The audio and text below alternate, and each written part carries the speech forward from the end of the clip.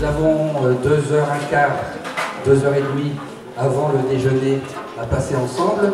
Le déroulement sera donc après les mots d'accueil de faire le point sur les enjeux nationaux, de présenter les organisateurs de ces 4e rencontres et puis de faire le tour d'horizon des projets, des groupes et de leur avancement qui sera aussi un moment d'échange. Je passe tout de suite la parole à Jean-Philippe Magnien pour un mot d'accueil. Bonjour à tous, très heureux de vous accueillir à Nantes pour ces rencontres. Je ne sais pas à la limite comment les appeler, parce que habitat coopératif, habitat participatif, habitat groupé, enfin peut-être c'est un des éléments qui sera en débat, parce que aujourd'hui on voit bien que dans la période qu'on vit, la question du logement, la question de se nourrir aussi sont des choses qui sont au cœur des problématiques où on n'a pas toutes les solutions. Aujourd'hui, l'urgence, elle est de répondre de façon indissociable aux crises environnementales et sociales. Et je pense qu'à travers ça,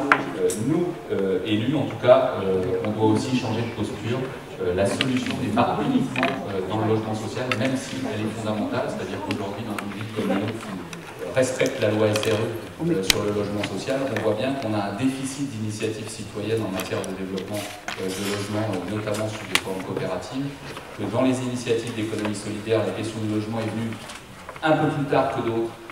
Donc ça montre bien que ça progresse, mais qu'il faut du temps, et que la question de sortir de ces sphères publiques et privées et laisser la place à l'initiative citoyenne, aujourd'hui pour des élus politiques, c'est quand même un peu compliqué.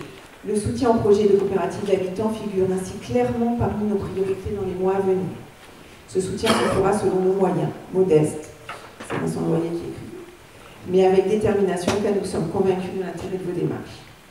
Qu'il s'agisse d'un appui institutionnel pour faire accepter la nécessité d'un statut spécifique à vos initiatives, d'un appui technique, juridique et financier pour fiabiliser vos démarches, notre fédération souhaite ainsi répondre présent. Nantes Habitat, donc 22 500 logements sur Nantes uniquement. Un habitat groupé autogéré? Non, un logement social. On est depuis écologiques coopérateurs réunis pour un habitat vivant et solidaire. Qui est contre?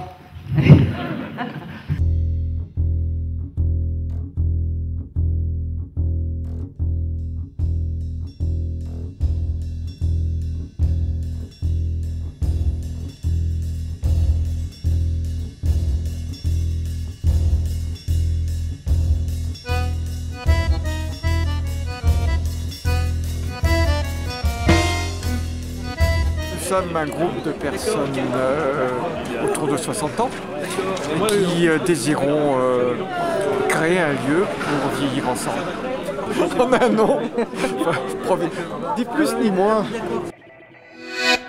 L'habitat coopératif et les ménages modestes. C'était long, on a quand même passé plus de 3 heures à discuter, mais c'était très intéressant de pouvoir échanger avec un groupe, de sortir des idées. Voilà, il y avait des bailleurs, donc c'était intéressant de pouvoir aussi discuter avec eux de montage possible. Parce que derrière, il y a le problème de la commission d'attribution qui est souveraine et qui ne peut pas garantir, nous on ne peut pas garantir au départ que les gens seront logés. La question c'est, puisqu'on est dans une dynamique où on veut qu'il y ait participation, c'est contradictoire avec l'impératif légal de que ce soit la commission d'attribution qui, a posteriori de la construction, attribue le logement. Donc là, on est face à une vraie contradiction. Quels sont les moyens de le résoudre? C'est juste avoir la garantie que ceux qui vont venir dans le projet sont bien dans cet esprit. Donc, ma question c'est, est-ce que la commission d'attribution ne peut pas tout simplement prendre ce critère en compte? On a un projet de 40 logements dans un écoquartier, fait en lien avec un bailleur social notamment, justement. Ça fait déjà 2 ans et demi qu'on se réunit, et puis là le terrain est en vue.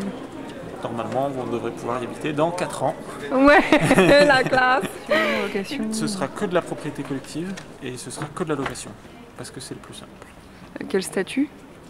Pour l'instant, on est plutôt parti sur une SCI, tout ce qui est coopérative SARL d'Abicop, ça n'existe pas, la SCI APP, ça n'existe pas, donc on s'est dit qu'est-ce qui existe, et on renonce à l'acquisition de parts sociales ou à de la propriété, voilà, ça va être plus compliqué quoi. On est toujours parti sur de la propriété collective. C'est vrai que le système d'Abicop où on a une acquisition de loyer plus par acquisitif, c'est intéressant, mais c'est pas opérationnel. Nous, on a trouvé c'est intéressant parce qu'effectivement, ça répond à un problème qu'on a sur l'agglo, qui est que les prix flambent et ne cessent de monter. Et là, on nous dit, bah, tiens, on a un système qui finalement permet aux gens de se loger tout en bloquant les phénomènes de spéculation. Dont acte, nous, on a dit, on essaye. Par ailleurs, l'agglo fait du passe foncier. Et par ailleurs, il y a des conventions pour anti-spéculatifs, mais on sait très bien les limites de l'affaire. La ville de Strasbourg, quand elle lance sa consultation sur 10 terrains, dit dans les premières réunions publiques, vous ne pourrez pas revendre les logements puisqu'ils auront été aidés en baissant le coût du foncier dans un délai de 5 ans, et par ailleurs, vous ne pourrez pas les revendre plus cher que ce qu'ils vous ont coûté, etc. Alors, en fait, quand même, juridiquement, quand après on va vérifier ça, ça ne tient pas. La propriété telle qu'elle est pensée par le Code civil, aujourd'hui, les clauses en question, on attaque cette clause-là devant un tribunal, elle explose immédiatement. On essaye de faire le lien et qu'on favorise l'arrivée d'un opérateur pour l'adossement. Ça a quand même beaucoup accéléré le projet. Alors ça nous a sécurisé, mais je crois qu'il y a quand même aussi un savoir-faire qui est complexe, quoi. Et y compris quand on est dans ce que vous disiez tout à l'heure, dans une zone d'aménagement concerté, où effectivement il y a la ville, il y a un aménageur, il y a un architecte urbaniste, qui eux ont l'habitude de travailler avec des promoteurs qui savent très bien, qui connaissent très bien le langage et qui avancent. Si le groupe explosait en vol, on ne sait jamais. Effectivement, derrière, Ronson Habitat peut soit transformer le produit en accession sociale, soit en locatif. Sur l'expérience de Chevigné, c'est la même chose. Un promoteur coopératif assure déjà la gestion financière et technique, aussi comme un autre promoteur, et dire que effectivement, ça permet peut-être à des populations d'avoir ce portage financier qui ne pourraient pas le faire eux. Voilà, si on veut avoir une diversité aussi des populations sur ce genre de projet, travaillons aussi avec des promoteurs qui ne sont pas tous des requins. Comment accélérer les processus si on ne veut pas qu'il y ait un contrat de promotion immobilière ou un bailleur ou un opérateur avant? Nous, notre réponse association Écoquartier, c'est de dire il peut quand même peut-être avoir un autre professionnel que vraiment une grosse structure comme ça. C'est un assistant à maîtrise d'ouvrage qui intervient en conseil effectivement du groupe, qui apporte son savoir-faire professionnel, qui donne un calendrier aux phases de programme et aux phases d'études, etc., qui gère les rapports avec la maîtrise d'œuvre et donc même qui peut représenter le groupe sans prendre de décision, pas en tant que mandataire, mais représenter le groupe sur le chantier. Alors ce métier-là existe en Allemagne. Au Québec, c'est 5% maximum du coût total de réalisation. Et en général, c'est plutôt de l'ordre de 3%, sauf projet particulièrement complexe. Bon, ce qu'il y a, c'est que les coopératives sont financées à 100% par les pouvoirs publics. Mais on n'est pas sur une approche écoquartier, nous, là, sur Lyon. C'est une approche ZAC avec un bâtiment. On flèche le foncier. Il y a une coopérative qui s'est signalée.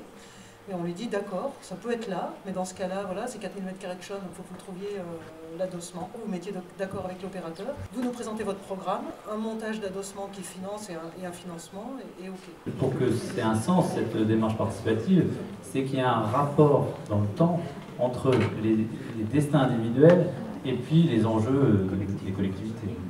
Alors on était à l'atelier numéro 2, donc première partie de cet atelier 2 sur les coopératives d'habitants dans le territoire, c'est-à-dire comment les groupes d'habitants se construisent avec leur territoire, c'est-à-dire de qui émane le projet, qui sont les différents acteurs autour du projet. Donc on a vu un petit peu dans quel cadre ces groupes d'habitants s'inséraient. La deuxième partie va être sur quelle est la plus-value justement de ces démarches participatives. L'idée c'était aussi d'essayer d'économiser le maximum.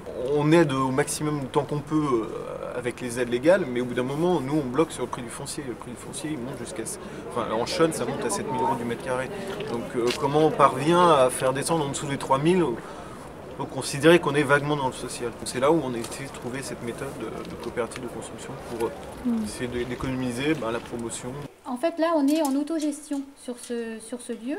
Et donc, en fait, on va faire des formations pour le suivi. Le suivi des consommations d'eau, le suivi des consommations d'énergie, etc. Donc, c'est le groupe, en fait, qui va s'autogérer, qui va avoir les outils. Et du coup, je m'interroge sur l'implication aussi de ces groupes-là dans la vie des quartiers, dans l'implication dans le maintien d'activités culturelles, de commerce de proximité, des écoles, etc. etc. Et du coup, toujours ma question avec le lien avec les autres politiques et les autres habitants du quartier ou des ZAC quand c'est de l'aménagement. On mutualise, c'est-à-dire que sur le même espace, on fait rentrer plusieurs types d'activités et on fait travailler plusieurs usages. Dans les opérations qui ont passé, je dirais, ce cap des années et qui existent toujours aujourd'hui, ces lieux communs, les ateliers, les salles communes, la chambre d'amis, pourquoi pas, sont des lieux qui sont fondateurs de l'histoire du groupe. dans son histoire au départ et qui sont fondateurs dans son existence, c'est-à-dire dans son histoire longue. Ce n'est pas des lieux qui sont fermés au groupe, c'est des lieux qui très vite s'ouvrent dans des micro-échelles de proximité, puis des échelles de quartier. Sur les questions territoriales, il y a aussi des histoires et des cultures territoriales qui font que ces pratiques sortent de la cellule de l'habitat pour aller sur le quartier. Et l'un des outils qui fait refonctionner quelquefois, parce qu'il y a eu des groupes, il y a des groupes d'habitat groupés qui ont une dynamique permanente, mais certains ont eu des cycles bas et qui posent problème. Donc l'un des outils, c'est le visiteur. C'est l'ouverture, c'est l'accueil. C'est-à-dire, enfin, reformuler, ça souvent, ça permet de réapprendre ce qu'on sait en fait. Entre guillemets.